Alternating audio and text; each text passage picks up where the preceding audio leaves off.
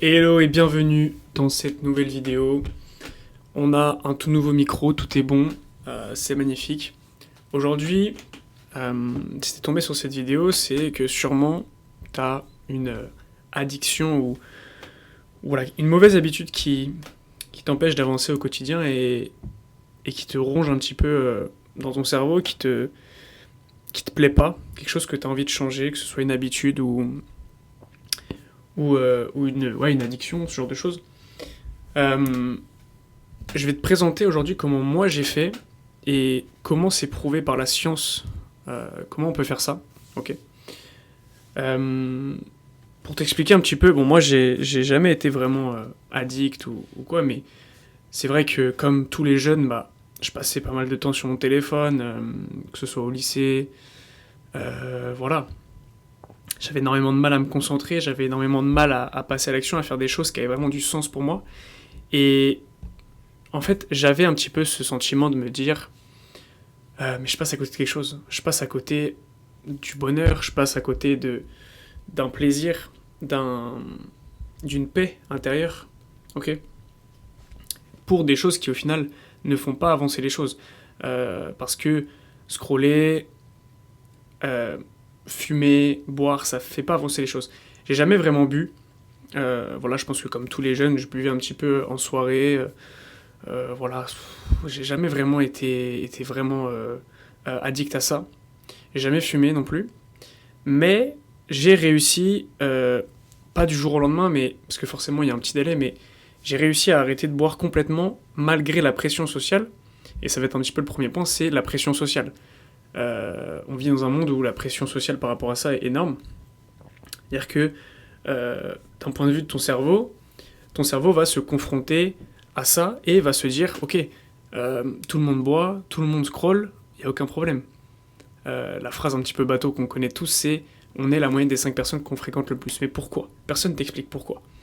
Parce que le cerveau humain, à la base des bases, il a été conçu pour survivre. Ok, c'est son seul rôle, c'est de survivre. Et donc, quand, pour nos ancêtres, si on n'était pas avec le groupe, on mourrait. Parce que tout seul, on ne pouvait pas affronter la dangerosité de la nature et ce que nous réservait un petit peu le monde extérieur. C'est pour ça que si notre cerveau veut nous protéger, donc il nous ramène forcément à quelque chose euh, qui va nous pousser à survivre, et donc en l'occurrence le groupe. Ok, ça c'est le premier point à comprendre. Et donc j'ai réussi à changer toute ma manière de penser et toute ma structure mentale pour arrêter toutes ces choses-là. C'est applicable vraiment avec n'importe quelle addiction, hein, que ce soit le téléphone, que ce soit l'alcool, que ce soit même la pornographie, voilà, même la malbouffe. J'étais... Alors, je vais vous raconter ça, c'est assez drôle. J'étais vraiment un très très grand fan de sucre. Mais genre, vraiment, c'était une folie. Quand j'étais petit, vraiment, j'adorais ça et je mangeais toujours des gâteaux, des trucs. Et ma famille me disait, mais arrête, arrête, c'est pas bon pour toi. Et sauf que j'étais tellement dans ce circuit-là de la dopamine, déjà très jeune, hein. Déjà à mes 12 ans. Et j'ai eu une période de ma vie où j'étais un petit peu gros, on va dire. Mais j'ai eu une période où mon métabolisme s'est régulé et donc j'ai perdu pas mal de poids. Je suis devenu très maigre et après je me suis stabilisé. Et aujourd'hui, j'ai un corps qui me plaît bien. Mais j'ai arrêté tout type de sucre rapide, que ce soit les gâteaux, le sucre transformé, parce que c'est pas bon et je sais que c'est pas bon pour moi. Ok. Euh, Trêve de bavardage, on va passer un peu aux choses sérieuses et je vais t'expliquer comment tu peux, grâce à une méthode simple, ok, je vais t'expliquer mon protocole pour arrêter tout type d'addiction et te sentir bien dans ce que tu fais et t'épanouir. Ok. La première chose, c'est comprendre le circuit de la dopamine. Pour ça, je te réfère à la vidéo que j'ai fait juste ici qui t'explique en fait comment ça fonctionne la dopamine et comment tu peux, entre guillemets, hacker l'input de la dopamine pour sécréter de la dopamine avec des choses différentes. Ok, parce que ton cerveau fait aucune différence avec le monde extérieur. Tout ce qu'il voit, lui, c'est le monde intérieur, c'est la dopamine qui est sécrétée, et c'est la cause de cette dopamine. D'accord? Tu peux changer ça en créant des choses qui vont être saines pour toi, mais qui vont quand même te sécréter de la dopamine, parce que c'est un cercle, soit c'est un cercle vicieux, soit c'est un cercle vertueux. Ok, donc je te laisse aller voir cette vidéo-là. Si tu l'as déjà vue, on continue. Deuxième chose, c'est comprendre pourquoi. Je vais prendre l'exemple de si tu scrolles sur Instagram, sur TikTok. Par exemple, il y a une expérience que j'aime bien de Fabien Olicard. Il en parle dans son livre, qui est Votre attention est le super pouvoir, qui est juste là, que j'ai lu, qui est très intéressant, qui explique qu'en fait, il faisait une expérience dans un cabinet médical, et qu'au bout d'environ 5-7 secondes, les gens sortaient leur téléphone, mais ils sortaient leur téléphone pour ne rien faire. Pour juste éviter la potentialité de l'ennui. C'est-à-dire que la potentialité de l'ennui les stressait plus que l'ennui lui-même. Parce que l'ennui, une fois qu'il est là, on s'y habitue. Mais en fait, on a peur de s'ennuyer. C'est pour ça qu'on sort notre téléphone hyper rapidement. Et c'est ça le problème. C'est plus dans la potentialité de l'ennui parce que le cerveau va être projeté vers le futur et va, en fait, anticiper la chose avant même qu'elle arrive. Ok. Et donc, c'est comprendre pourquoi. Souvent, c'est plus pour fuir quelque chose, donc fuir l'ennui, fuir un stress, au-delà de la dopamine, hein, bien sûr, ça va au-delà de la dopamine, vu que c'est le deuxième point. Fuir un stress, fuir quelque chose. Et donc, je t'invite à faire ce travail sur toi de noter les 5 choses que tu peux fuir ou que tu peux rechercher en allant sur TikTok ou sur Instagram ou en scrollant ou n'importe quelle addiction, ok ? Fais-le de ton côté, d'accord ? Ça t'est personnel, mais je t'invite à faire ce travail-là. Voilà. C'est vraiment important de comprendre ça. La troisième chose, ok, c'est de changer littéralement son identité. Et c'est vraiment ce qui m'a permis de littéralement arrêter. Je vais prendre l'exemple de l'alcool. Ok, j'allais en soirée. J'étais un mec qui allait en soirée. J'étais quelqu'un qui allait en soirée. C'était dans mon identité. Je me voyais comme ça. À partir du moment, et je m'en souviens très bien, à partir du moment où j'ai eu ce déclic et j'ai décidé... Parce qu'en fait, tu décides de vouloir arrêter. C'est-à-dire que tu vas en soirée, tu veux arrêter. Ok. Mais dans ta tête, t'es encore cette personne qui va en soirée.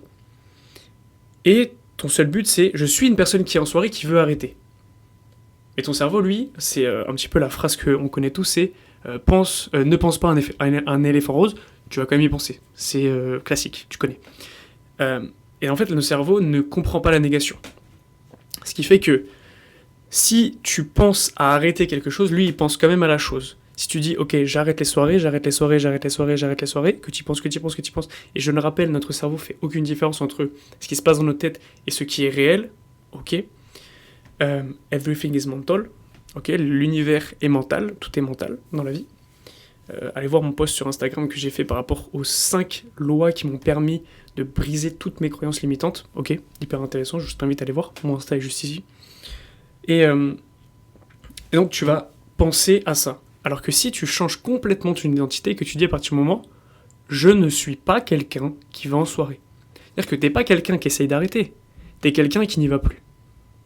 Et donc tout ton esprit va se modifier par rapport à ça, tous tes schémas mentaux, tes schémas émotionnels vont se changer par rapport à ça, et limite ça va te dégoûter. C'est-à-dire que maintenant, je suis encore plus loin de ce step-là, parce que c'est pas que ça me dégoûte, c'est juste que ça me correspond pas. Il y a quelques temps, j'ai fêté le Nouvel An, ok, Nouvel An, tout le monde boit de l'alcool au Nouvel An. Sur la table, il y avait des dizaines et des dizaines de bouteilles, je n'arrive plus à compter. Et ce qui m'a aussi aidé, c'est que je me suis entrepris dans cette aventure-là, entre guillemets aventure, avec un pote à moi, qui lui aussi a arrêté de boire. Donc on est deux au moins, ça renforce un petit peu le truc. Et donc, naturellement, les gens te proposent, tu vois, il n'y a aucun mal. Et je disais juste, non, c'est pas moi, ça me correspond pas. Merci, mais je bois de l'eau, je bois du coca, et ça me va très bien, tu vois. Et donc c'est vraiment changer son identité. Tu dois te répéter en boucle. Ça peut paraître bateau, mais je ne suis pas quelqu'un qui va en soirée. Je suis sain, je suis en bonne santé, je suis quelqu'un de bien, je suis heureux, enfin, bref, toutes ces choses-là qui font qu'en fait, au fur et à mesure du temps, ton cerveau va s'habituer et va prendre ça pour argent comptant et va prendre ça pour la réalité. Ok ? Et va s'adapter, et va adapter ses schémas mentaux, ses schémas émotionnels, parce que je le rappelle, tout ce que tu fais, la plupart du temps, c'est des choses qui sont mécaniques, qui sont des schémas neuronaux que tu as, entre guillemets, enregistrés dans ta mémoire, dans toi, qui font que quand tu vas te brosser les dents, tu te poses pas la question comment je fais pour me brosser les dents. Tu te brosses les dents, c'est tout. Et donc ton cerveau passe en mode autopilote. Et là, c'est exactement la même chose. Lui faire amener une nouvelle réalité, un nouveau schéma neuronal qui te va faire passer en autopilote pour changer ça et donc avoir ta nouvelle identité. Ok. Et la troisième chose, c'est essayer de changer en fait tout ce que tu connais. Tout ce que tu connais, y a une phrase qui est assez connue aussi, c'est « tu peux pas guérir dans l'environnement qui t'a rendu malade ». Pourquoi ? Parce que, pour ça je vais te raconter une petite histoire qui est tirée de ce livre « Devenir super conscient » de Joe Dispenza, que je suis en train de lire, qui est hyper intéressant. C'est une fille qui s'appelle Anna, ok ? Et cette fille, elle va perdre tragiquement son petit ami, son mari, dans un accident de voiture. Et à partir de là, elle va se mettre à développer des pensées négatives, des pensées dépressives, ok, elle va devenir dépressive, et à partir de ça, elle va devenir très malade, elle va développer des cancers, elle va développer plein de choses. Pourquoi ? Parce que en fait, elle développe ces pensées-là qui lui provoquent, du coup, des pensées négatives.